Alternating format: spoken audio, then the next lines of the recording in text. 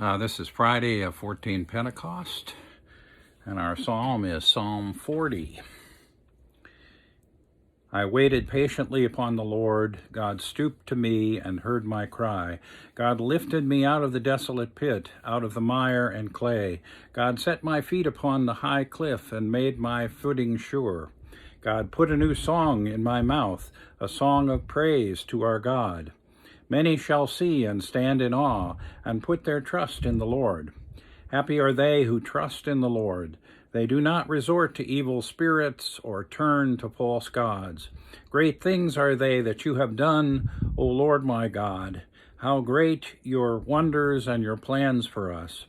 There is none who can be compared with you. Oh, that I could make them known and tell them.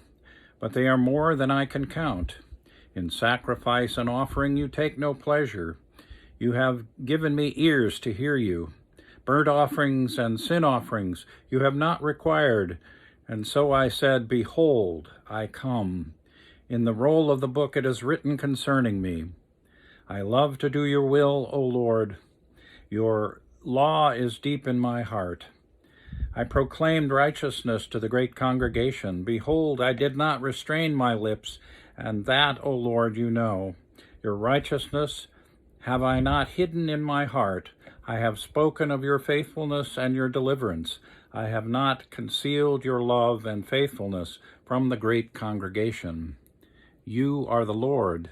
Do not withhold your compassion from me. Let your love and your faithfulness keep me safe forever.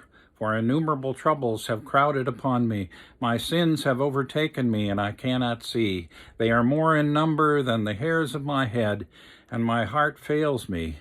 Be pleased, O Lord, to deliver me.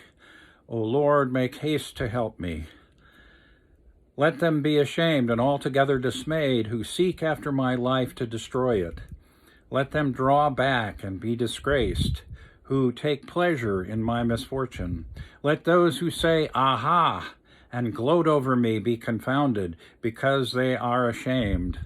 Let all who seek you rejoice in you and be glad. Let those who love your salvation continually say, Great is the Lord. Though I am poor and afflicted, the Lord will have regard for me. You are my helper and my deliverer. Do not tarry, O my God.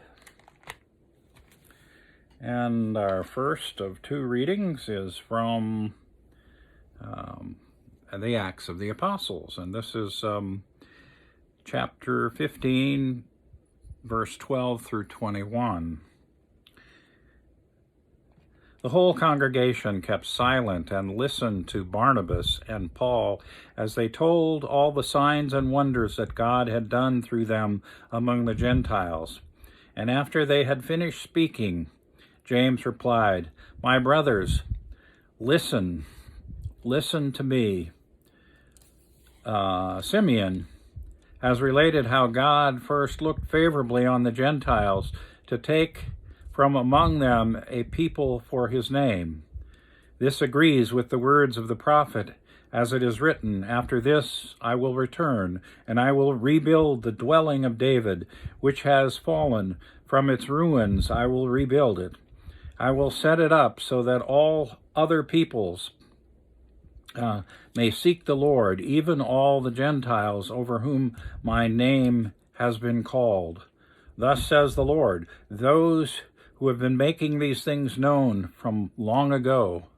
Therefore I have reached the decision that we should not trouble those Gentiles who are returning to God, but we should write to them to abstain from things polluted by idols, and from fornication, and from whatever has been strangled, and from blood. For in every city, for generations past, Moses has had those who proclaim him, for he has been read aloud every Sabbath in the synagogues. Here ends the reading. Our second reading is from the Gospel of John. This is the 11th chapter, verse 30 through 44. Jesus had not yet come to the village of Bethany, but was still in the place where Martha had met him.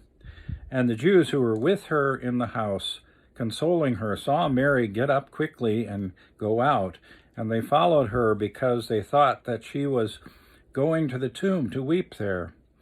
When Mary came where Jesus was and saw him, she knelt at his feet and said, "Lord, if you had been here, my brother would not have died." When Jesus saw her weeping, and the Jews who came with her also weeping, he was greatly distressed in spirit and deeply moved. He said, "Where have you laid him?" And they said to him, "Lord, come and see." And Jesus began to weep.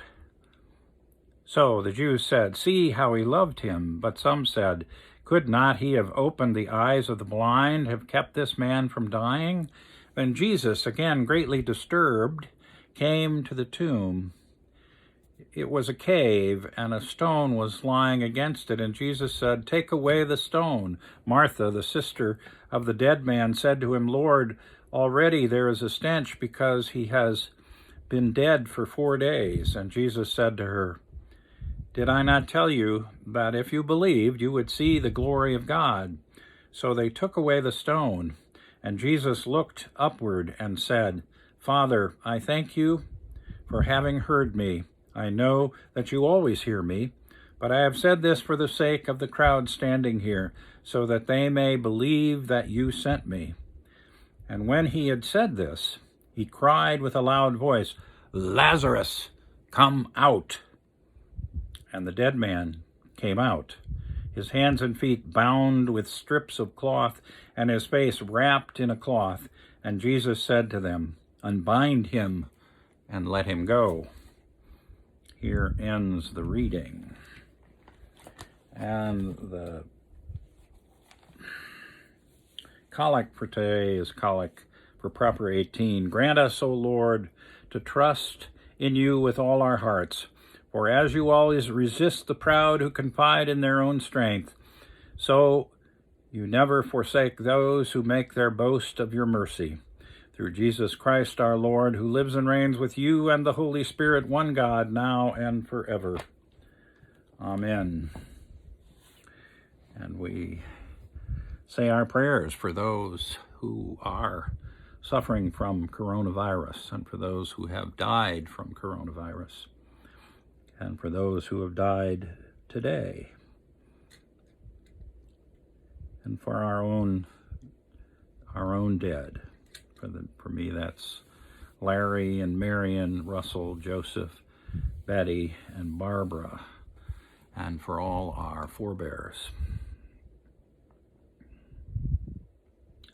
And we give thanks. We had more rain. It's been cool. It's almost like fall, and it's a little early. But the asters are blooming away, and when it's not raining, the pollinators have come out. So thanks be to God, and have a great day.